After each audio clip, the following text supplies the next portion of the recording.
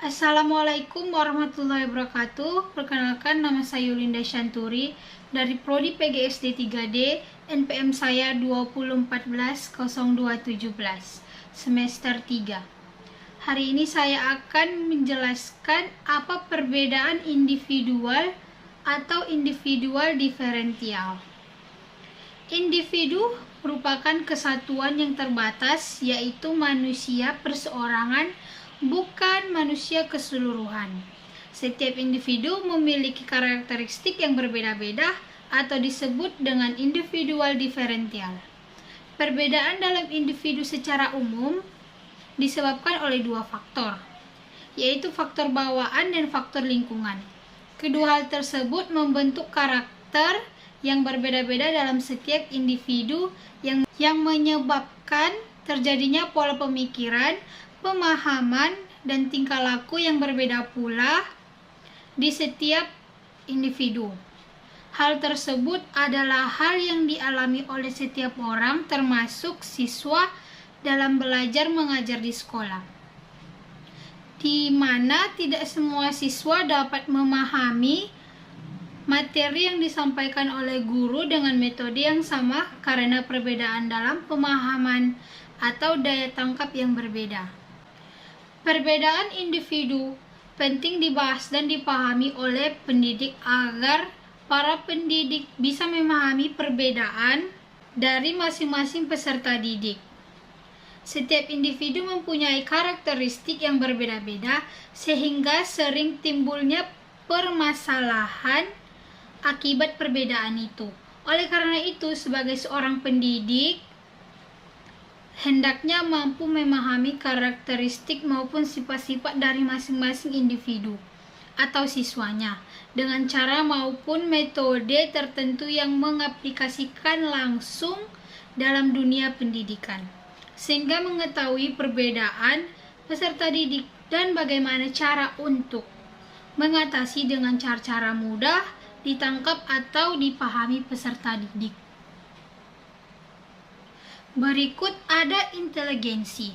Inteligensi merupakan kekuatan yang dapat melengkapi akal pikiran manusia dengan gagasan abstrak yang universal untuk dijadikan sumber tunggal pengetahuan sejati. Suatu perbuatan dapat dianggap inteligen bila memenuhi perbedaan ciri antara lain. 1. Masalah yang dihadapi banyak sedikitnya merupakan masalah baru bagi yang bersangkutan. Yang kedua, perbuatan intelijen sifatnya serasi, tujuan, dan ekonomis. Yang ketiga, masalah yang dihadapi harus mengandung suatu tingkatan kesulitan bagi yang bersangkutan. Keempat, keterampilan pemecahan masalah harus dapat diterima oleh masyarakat. Yang kelima, perbuatan intelijen bercirikan kecepatan, cepat tangkap, dan tangkas. Yang keenam, membutuhkan pemusatan perhatian dan menghindarkan perasaan yang mengganggu jalannya. Pemecahan masalah yang dihadapi intelijen dipengaruhi oleh faktor-faktor sebagai berikut. Yang pertama, faktor lingkungan atau pengaruh faktor lingkungan, faktor bawaan, stabilitas intelijen dan IQ, pengaruh faktor kematangan, pengaruh faktor pembentukan, dan minat pembawaan yang khas. Kebebasan dalam kenyataannya sebenarnya sulit untuk menentukan korelasi antara intelijensi seseorang dengan kehidupannya. Memang kecerdasan atau intelijensi seseorang memainkan peran yang penting dalam kehidupannya. Akan tetapi, kehidupan adalah sangat kompleks. Inteligensi bukan satu-satunya faktor yang menentukannya sukses tidaknya kehidupan seorang. Yang kedua, ada kemampuan. Banyak ahli yang memberikan batasan definisi kemampuan siswa.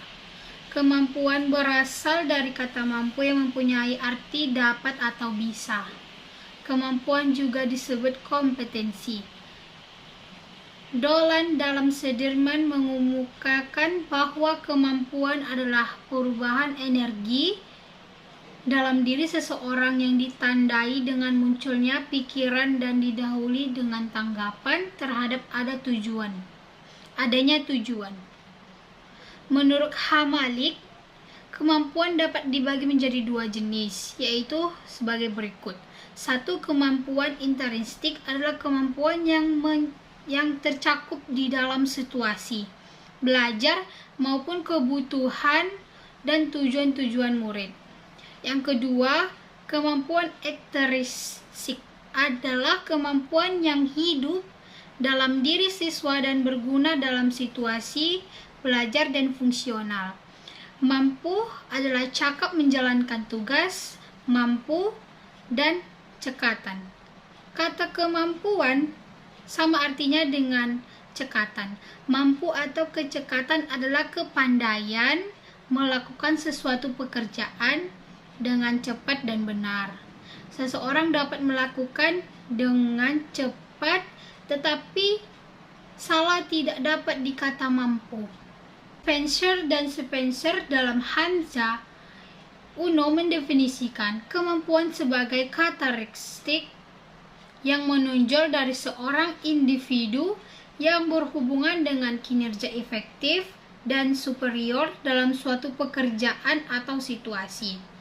Menurut Hamalik, kemampuan dapat dibagi menjadi dua jenis, yaitu kemampuan intrinsik dalam kemampuan yang tercakup di dalam situasi belajar dan menemui kebutuhan dan tujuan siswa. Yang kedua, kemampuan ekstrinsik dalam kemampuan yang hidup dalam diri siswa dan berguna dalam situasi belajar dan fungsional. Berikutnya ada perhatian. Perhatian adalah pemusatan atau konsentrasi dari seluruh aktivitas individu yang ditunjukkan kepada sesuatu atau sekumpulan objek. Jika individu sedang memperhatikan pelajaran yang diterangkan guru, berarti seluruh aktivitas individu dicurahkan atau dikonsentrasikan pada pelajaran tersebut. Dengan demikian, apa yang diperhatikan oleh individu akan disadari dan betul-betul jelas bagi individu tersebut. Perhatian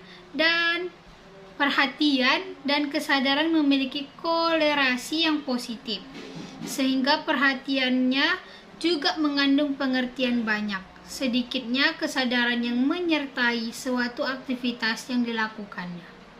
Terdapat bermacam-macam penggolongan perhatian, yaitu 1. Atas dasarnya intensitasnya, yaitu banyaknya sedikit kesadaran yang menyertai suatu aktivitas. Maka perhatian dibedakan menjadi perhatian intensif, yaitu perhatian yang menyetarakan banyak aspek kesadaran. Yang kedua, perhatian tidak intensif, yaitu perhatian yang tidak banyaknya menyertakan aspek kesadaran.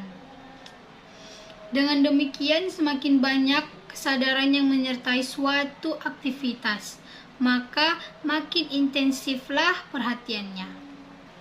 Ada atas dasar luasnya objek yang dikenai perhatian. Perhatian terpusat, yaitu perhatian yang tertuju pada lingkup objek yang terbatas.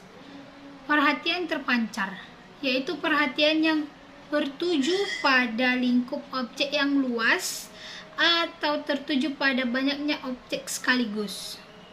Perhatian spontan, yaitu perhatian yang timbul dengan sendirinya atau timbul secara spontan.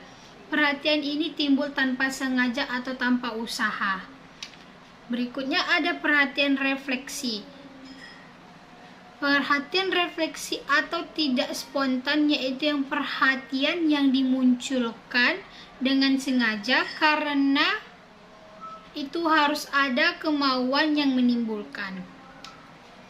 Baik, yang berikutnya ada pengamatan dan ingatan. Pengamatan dalam bahasa Indonesia diartikan dengan pengawasan, penelitian. Juga diartikan sebagai sebuah istilah psikologi yang bermakna kesadaran yang tertuju pada peristiwa atau fakta tertentu sebagai metode dalam penelitian. Pengamatan juga berarti proses pengetahuan objek-objek peristiwa yang objektif melalui keinderaan.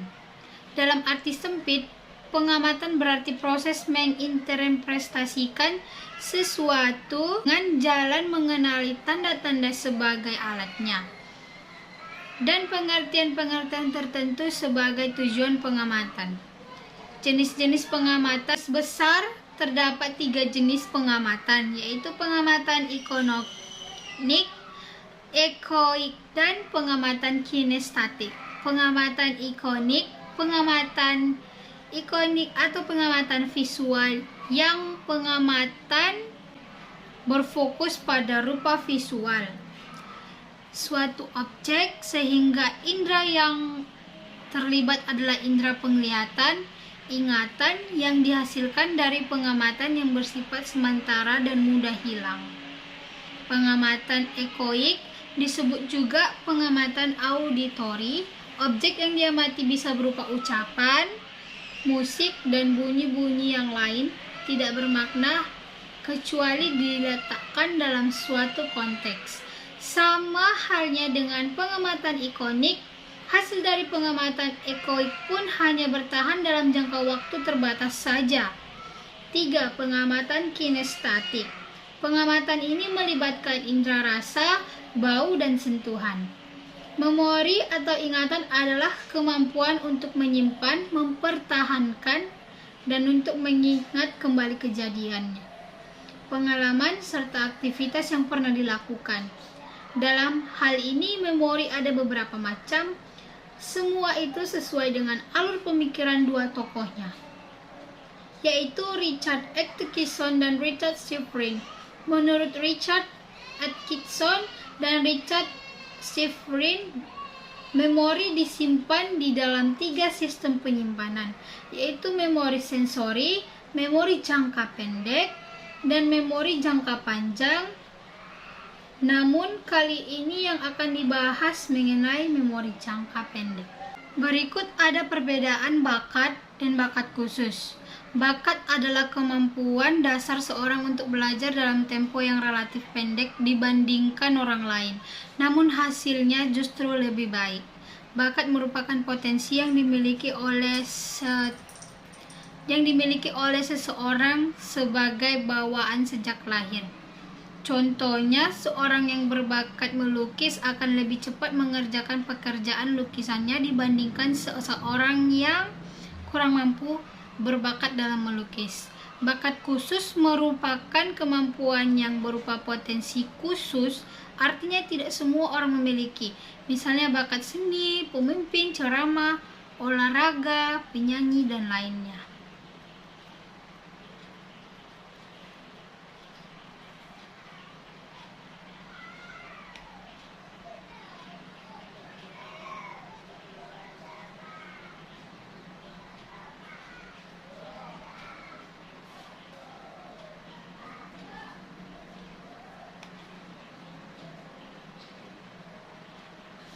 Berikutnya ada perbedaan kebiasaan. Menurut Kamus Besar Bahasa Indonesia, kebiasaan adalah suatu yang biasa dikerjakan dan sebagainya. Pola untuk melakukan tanggapan terhadap situasi tertentu yang dipelajari seseorang individu dan yang dilakukan secara berulang untuk hal yang sama. Kebiasaan adalah serangkaian perbuatan seseorang secara berulang-ulang untuk hal yang sama dan berlangsung tanpa proses berpikir lagi. Kebiasaan terbentuk dari 6 tahapan, yaitu perekaman, pengulangan, penyimpanan, pergaulan, dan kebiasaan. Dalam penjelasan Xiaogian menerapkan bahwa dalam tahap berpikir seorang memikirkan sesuatu, memberikan perhatian dan konsentrasi. Selanjutnya, tahap perekaman adalah saat seseorang berpikir tentang suatu hal dan otaknya merekamnya. Dalam tahapan pengulangan, seseorang ingin bertindak untuk mengulang perilaku yang serupa dengan rasa yang sama. Setelah melakukan pengulangan, seseorang akan menyimpannya dalam otak dan menghadirkannya setiap kali menghadapi kondisi yang sama.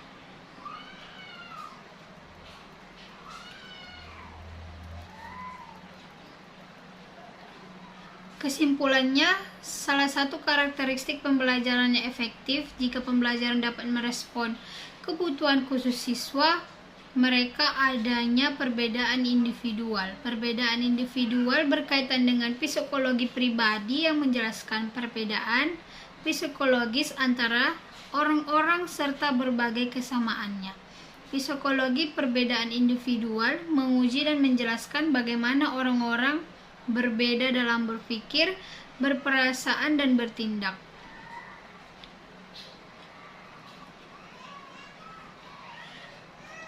Baiklah, hanya itu yang bisa saya jelaskan. Sekian dari saya Yulinda Shanturi. Assalamualaikum warahmatullahi wabarakatuh.